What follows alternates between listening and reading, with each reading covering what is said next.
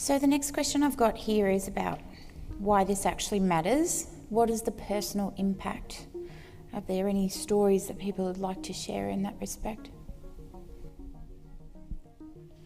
For me, trans people generally know that they're trans, have a really good, clear idea when they're children, that something doesn't fit. Now, I was born in 1951. It was way before trans was really heard of. And so I had no clue why I felt that way. I just thought I was extremely strange and I better not tell anybody. At the same time, I was perceived as queer by most people and suffered the normal discrimination people dealt with in the 50s and the 60s and the 70s and the 80s and so on.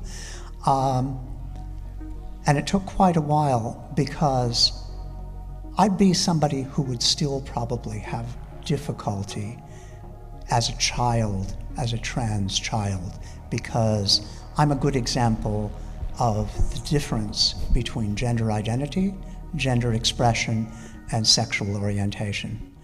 My gender expression is pretty much like this. I was a trans tomboy. I didn't mind wearing jeans and, I wasn't interested in Barbie and dresses. And that didn't change the fact that I felt like I was a girl inside. And I better not tell anybody. And the fact that while I'm bisexual and came out when I was 15, my main sexual orientation is towards women, and so it was really difficult for me dealing with the fact that I feel like I'm a girl, I'm attracted to women, I'm not really interested in femi stuff. Do I mention this? Do I say anything? And I look at trans people and the kind of treatment they get, and I kind of go, oh my God. And at some point, I hit a place where the dissonance between trying to negotiate an identity where I saw myself as female and the physicality of being male was just too painful for me.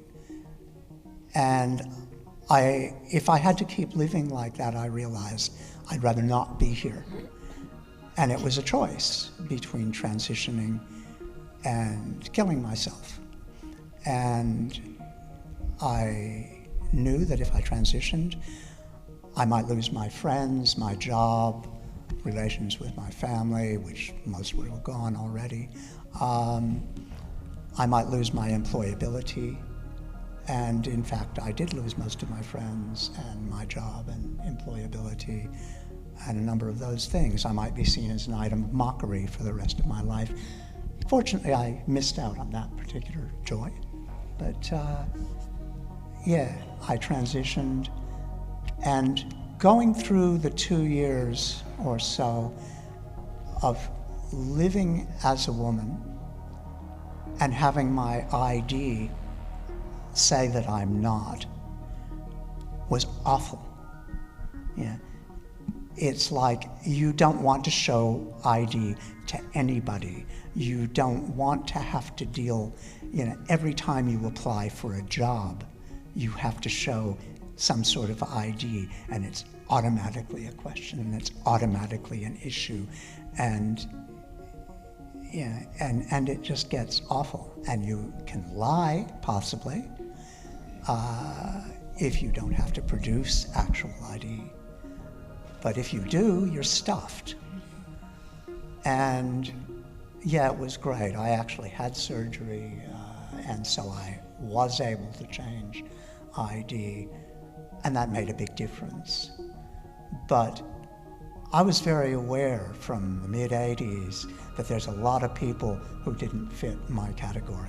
I was talking online with a lot of trans people.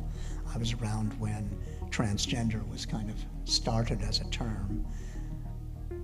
And so many of those people were going to suffer Yeah, and it didn't fit. And they would never be able to change their ID, and they would always have to deal with that crap. I'm really lucky. Mostly I get seen as female. A lot of trans people are not that lucky, but if your ID says you're not, it doesn't matter whether you look trans or not. And I'll say, we fought hard to allow younger people to transition. We fought hard for it because we know older people, people who transitioned at an older age, know that those irreversible changes you can never fix, not with any amount of surgery. You know, your voice, facial hair, your skeletal system, and so on. If you're lucky, you might be all right. If you're not, as many people are, you're stuffed.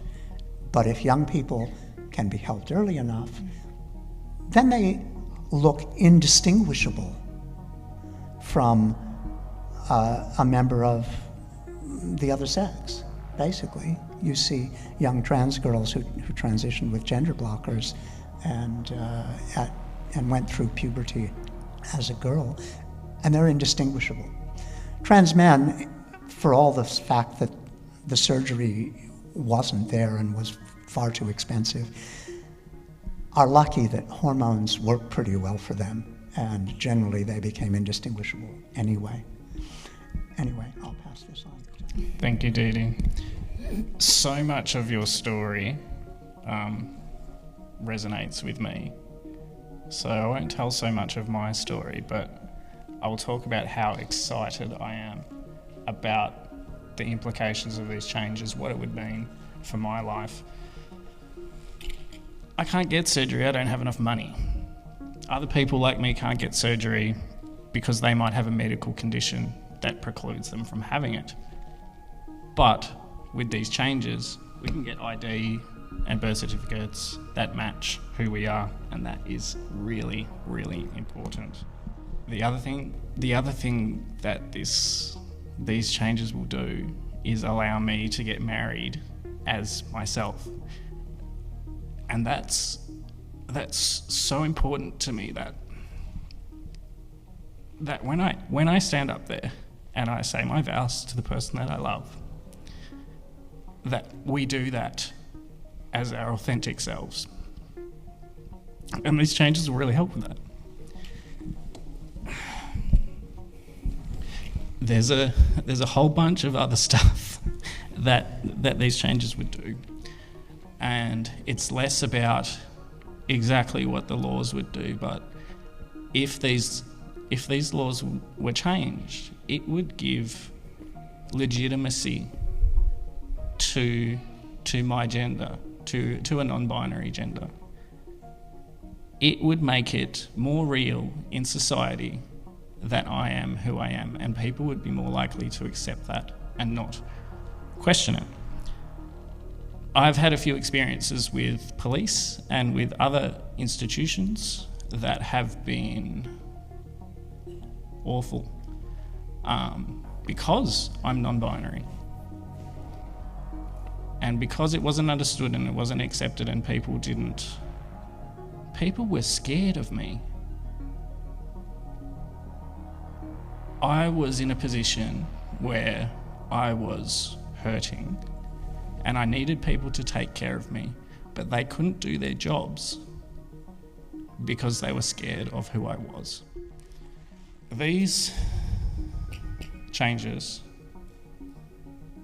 will allow other people to learn about who I am and how I feel inside myself. And so next time something like that happens to somebody, the people who are meant to take care of us will be able to do that more easily. Also, this current generation of trans kids that are coming through, like Dee Dee said, are indistinguishable from cis people. If they don't have ID that matches, that's a huge problem because you can't tell. I'll add just a little bit to that because I interviewed a lot of young people who had IDs that don't match, and they talked about their experiences of what it was like, particularly with police.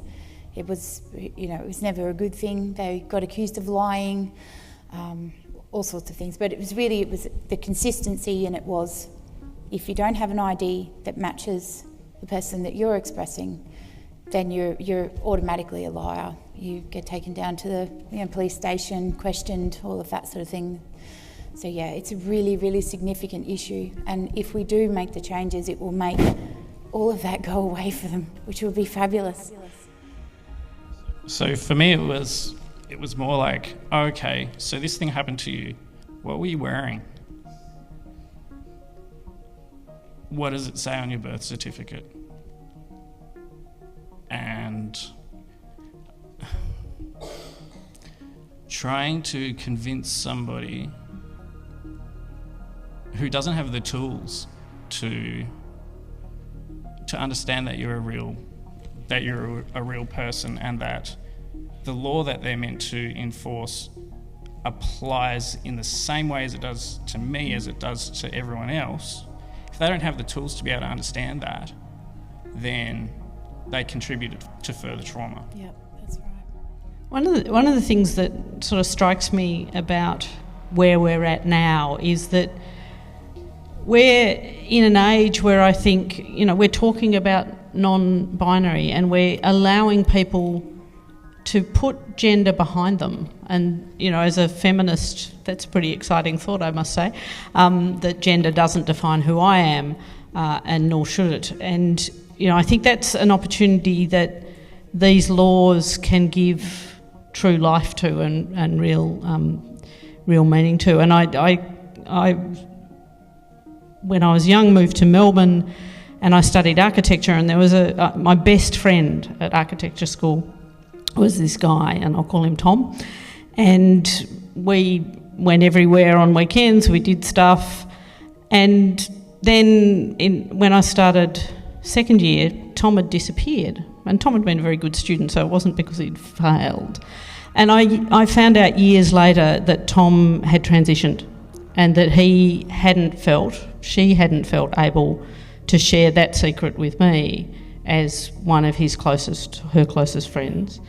And I have recently got in contact with her, and we had a really lovely catch up, and realising how that secret was so completely lived by her, and that she wasn't able to share who she was with me. And so what I knew was the sort of acceptable facade, and that was really interesting for me. And realising that, and realising that the bizarre situation we're in, where it's easier, it's almost, well, it's very hard for trans people to get access to the surgery that they may want, and often people can't have. And it's not available on Medicare and all those other systems we have, and yet children born with sex variations have surgery imposed on them with no choice in it, and it's the most bizarre sort of situation where there's such a conflict of rights in both cases. So I think there's so many stories of people's lives that could have been different if we'd recognised their bodily integrity, their identity, and given their human rights full respect. So just quickly, Dee Dee talked about growing up knowing. I grew up not knowing. I learned at a very young age that it wasn't okay to, well, at least in the people that I hang around with, it wasn't okay to, what's it called when you don't conform? When you don't conform. And so I didn't think about what the feelings that I had were. I just thought I was broken. It took until I was in my mid-20s to even learn that being transgender was a thing. Once I learnt about it, I was very afraid of what that meant, and so I didn't think about it. Then I met some transgender people, and I went, this is amazing, and then I stopped, because it was something that I could do. when I decided to transition, everything just fell into place. It explained so many things about my life. And one of the outcomes of having these laws changed will mean that that information, that being trans is actually a thing you can be, that you're allowed to be, will be available to people from a much younger age. And it would have saved me a lot of time and a lot of heartache. The next question I've got is in terms of the university and what we're doing in this space. What's the experience here? Thanks, Ange. And before I launch into that space and speaking on behalf of the university, I think it's worth mentioning that as a person who's been a health law researcher, decades ago I was writing in this area in defence of human rights.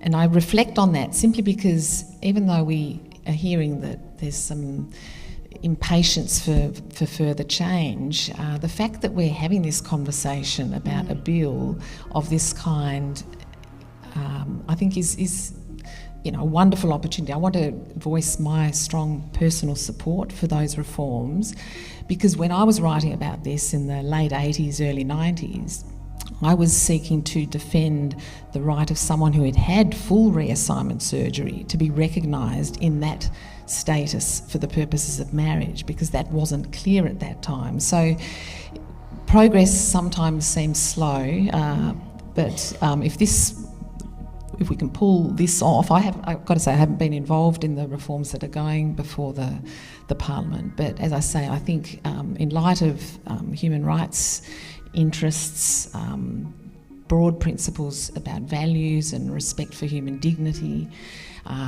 principles of bodily integrity and privacy, in so many ways, what is being proposed, I think, aligns extremely well with broad values that I think need to be broadly endorsed. But getting back to your question in terms of the university's position, clearly we haven't had a chance to have a position on the particular bill, but what I'd like to perhaps explain is a little bit about the role that I have. So my position was created about a year ago. It's the role title is Provost Chancellor Culture and Wellbeing, and it was actually created in response to the Human Rights Commission report, which had identified a problem about sexual assault and harassment in the tertiary sector.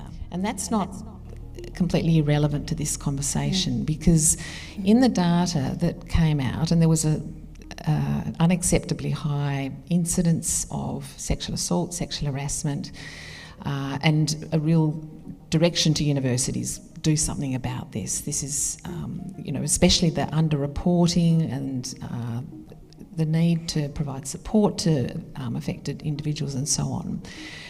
Relevant to this conversation is the fact that people who are trans or in the LGBTI community were disturbingly overrepresented in the data about sexual assault and harassment.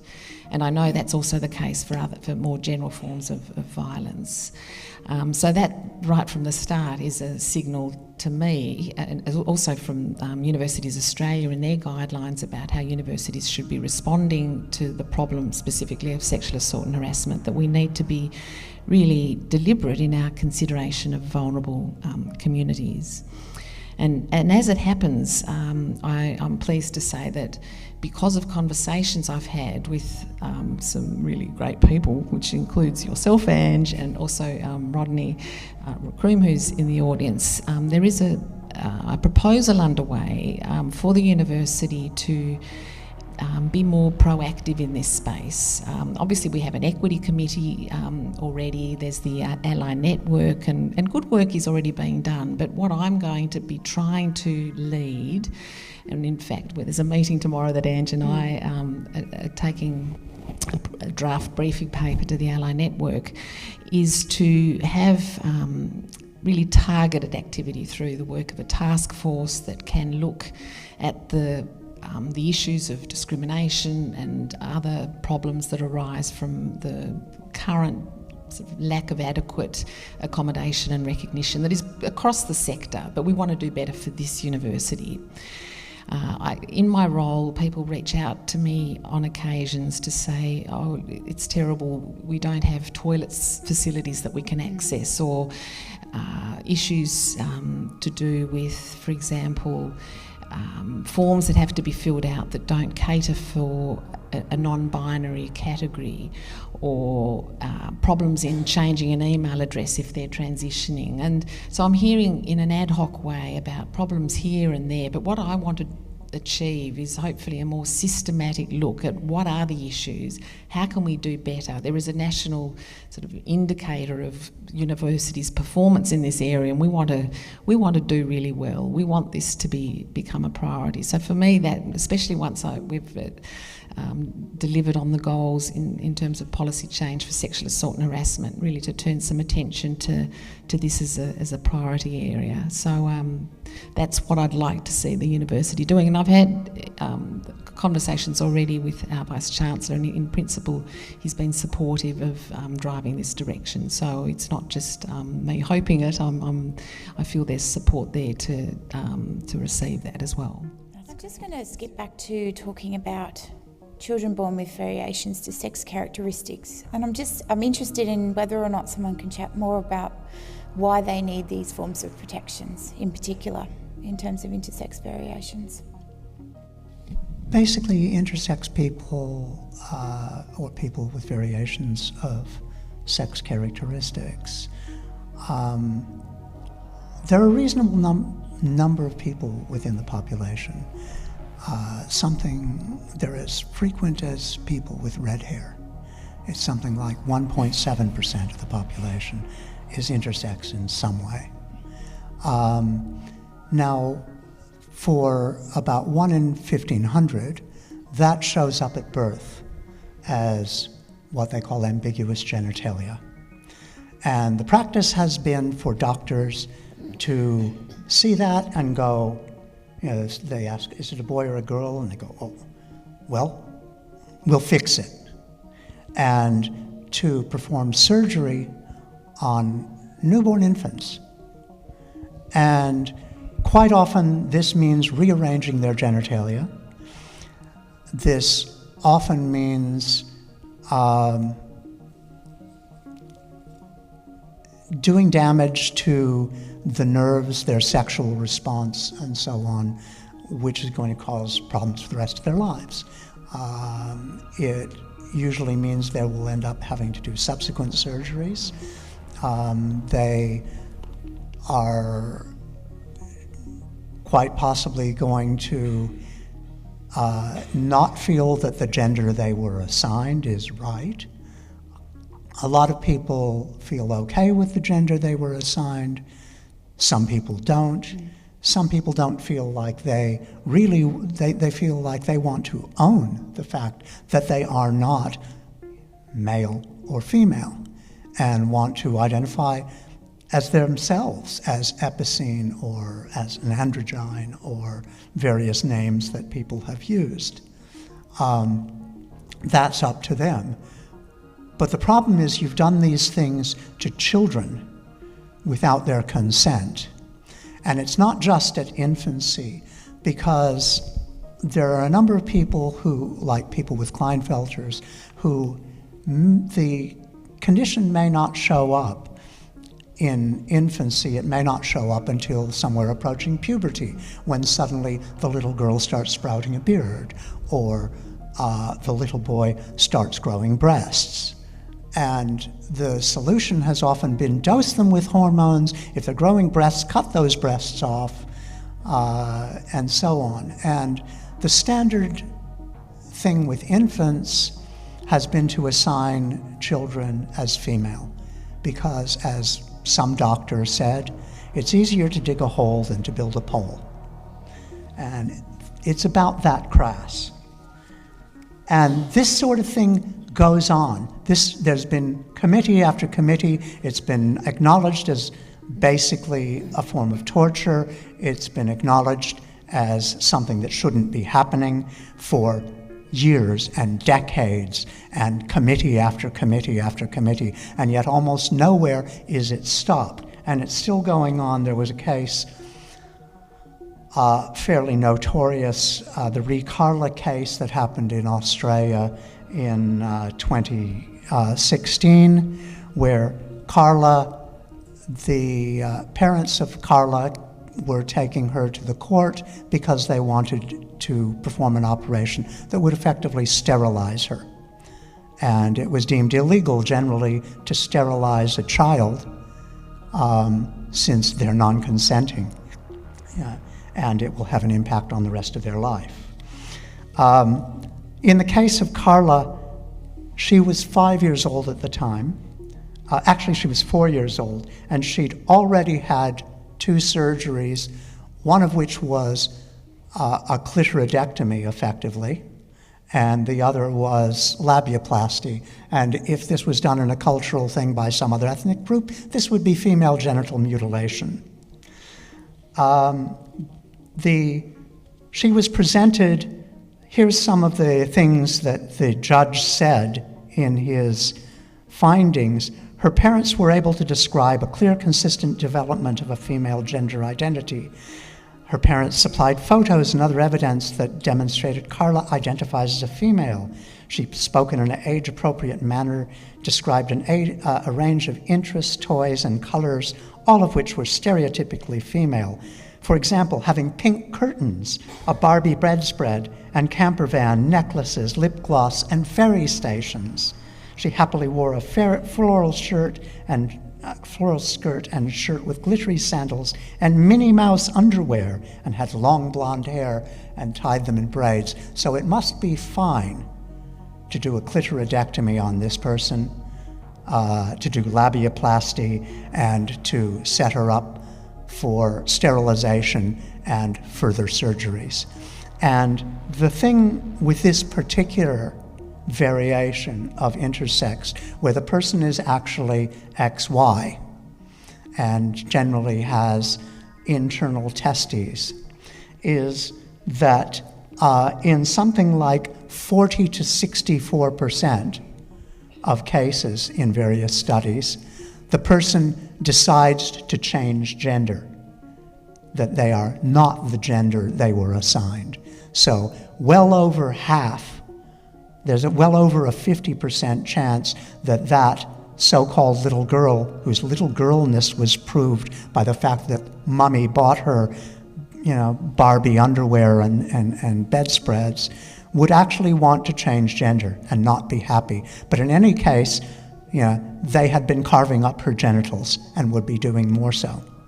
And this happened 2 years ago in the court in Australia, and it was supported by her parents and the doctors and the court. And this is why intersex people ask for protection. And it was unnecessary. The what? And it was unnecessary. It's unnecessary, it's deferrable, it has no medical purpose. The purpose was for her social conformity. This is stuff that is done to make other people comfortable with their bodies. And intersex people have been asking for this to stop, and it doesn't stop. And it's okay to say, yes, we recognize it's wrong. Can't we just let change happen? But it's not happening. And so one of the things we were trying to do was actually make this illegal, make it a crime just like genital mutilation, to do unnecessary and deferrable surgery on children, on the genitals of children and sex characteristics of children. Now, it looks like that won't come up immediately. We're still pushing for it. But that's why it needs to happen. One of the reforms that will happen if we get our bill through, our amendments to the bill through, is to remove any reference to sex or gender on birth certificates. And that affects intersex children born with variations to sex characteristics, because there are time frames on registration of birth, and there's a time frame on identifying things like sex on birth, 21 days. And that puts a lot of pressure on parents to make their child normal, to fit into the standards. And when doctors say we can fix that, which unfortunately they do say, that pressure is heightened. And so removing that recording, that simple mechanism of recording sex or gender, whichever you want to call it, sex or gender, on that registration will take the pressure off. It will ease the pressure. And one of the recommendations that I made when I was Commissioner, which I did a report on these issues 2 years ago, was to say there should be really good information available to prospective parents and to new parents about what this means when the doctors say, we're not sure if it's a boy or a girl, so that people would have access to information and to people who are intersex, who've lived their lives, healthy lives, without those interventions. And at some stage I talked to you, Ange, about this. There's a fantastic film that's been produced called Intersection, which is about, it interviews with a number of people who are intersex around the world, and you hear their stories and you hear the pain and the terrible outcomes inflicted on people through inappropriate and unnecessary surgery. And a couple of the people interviewed who you follow their story have not had that experience. They've lived their lives as the person they are without surgical intervention, and they are so patently healthier in every way. And so hopefully at some stage soon at the uni we will be able to show Intersection so people can see that story across the world. I just want to say one little thing more. In 1966, there was a very famous gender theorist, John Money, who wrote a story about a patient of his who was originally Bruce, and due to an accident, part of their penis was removed. This was during circumcision. Whoops. And he decided the best thing was to turn Bruce into Brenda. And he said, it's easy, and all you need to change somebody's gender is the right environment and the social conditioning.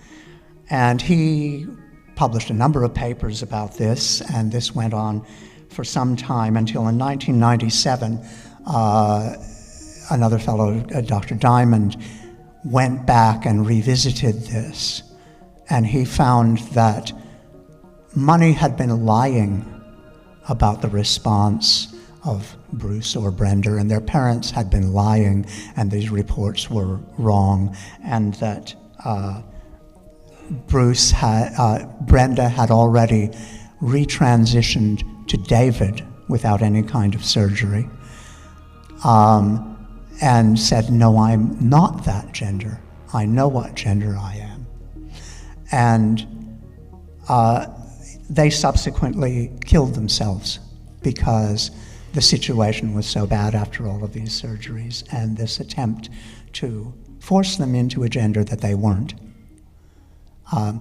And this goes to show both that gender is reasonably immutable, and you can't just change it. And also the way these people have been thinking and how basically wrong it is. I think the stories certainly demonstrate the power involved in those sorts of decision making and why it's really important for us to reconsider it.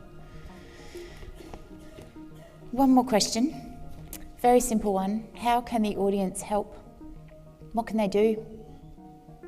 In the next 24 hours, in fact less than 24 hours, tomorrow morning or tonight when you get home, write to your local MP at the state level and say you support the broad changes to the law, not simply no forced divorce, but the removal of gender from birth certificates and the other necessary reforms to ensure that gender can be properly recognised for people who are not cisgendered in our society. I can't think of anything more powerful to be able to say it's going to happen in the next 24 hours in Tasmania. That legislation is in the lower house, and the amendments that we have proposed will be put to the lower house tomorrow.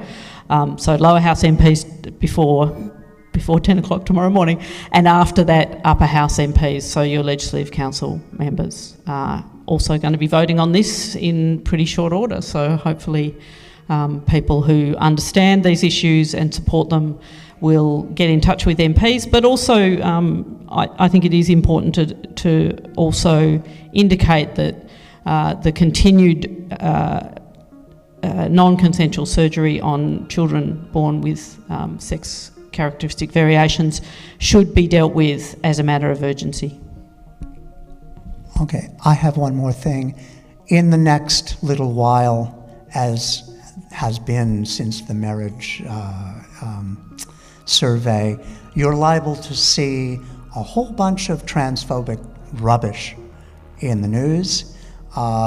You're likely to see things talking about gender whispers in school and the horror of a boy in a dress. You notice they never worry about a girl in pants because that ship has sailed years ago. You're liable to see a lot more of that. People who say, no, sex is immutable, we must defend it somehow, and there's something wrong with trans people. And we cannot have anti-bullying campaigns in school because, heaven forfend, somebody might think, oh, what a wonderful thing, I think I'll become transgender. There are no gender whisperers. Yeah. The programs that are in school are basically, and I'd urge you not to take my word, but inform yourselves. Go and look at some of these programs. The programs basically are aimed at teachers to try and help them deal with bullying, because something like 80% of trans people have been bullied in school, and that's verbally and physically assaulted.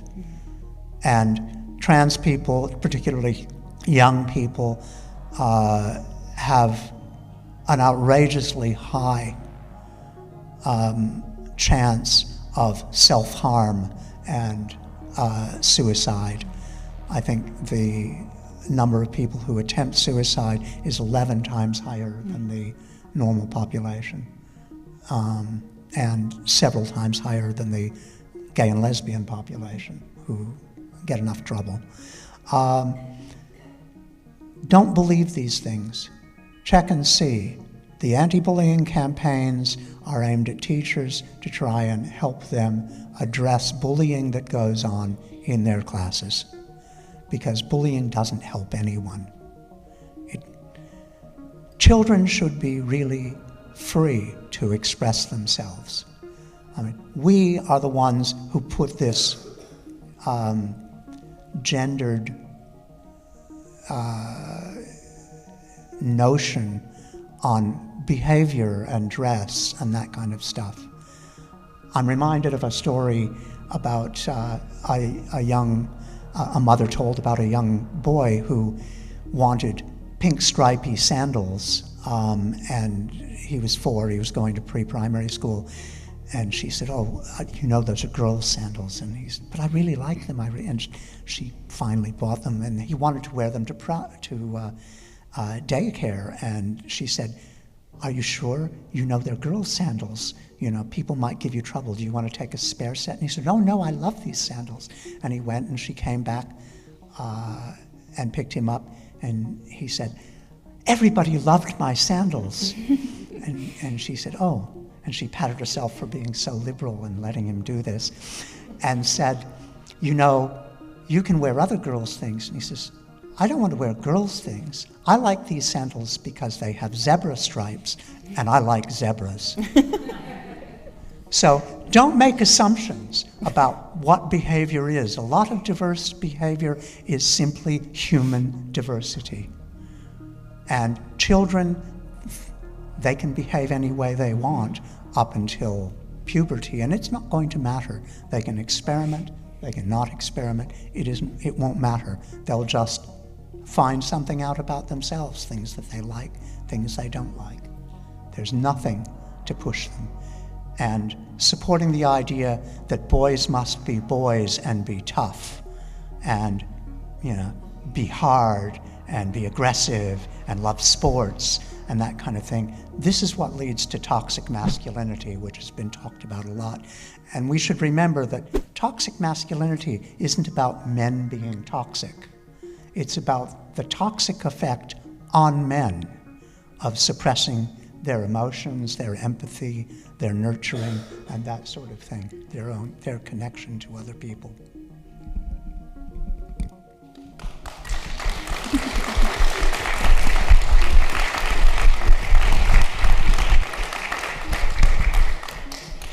Thank you, Didi. A couple of things to add. If you haven't already, sign the petition. That should be outside, I think. Jump on our Facebook page, Transforming Tasmania with no space.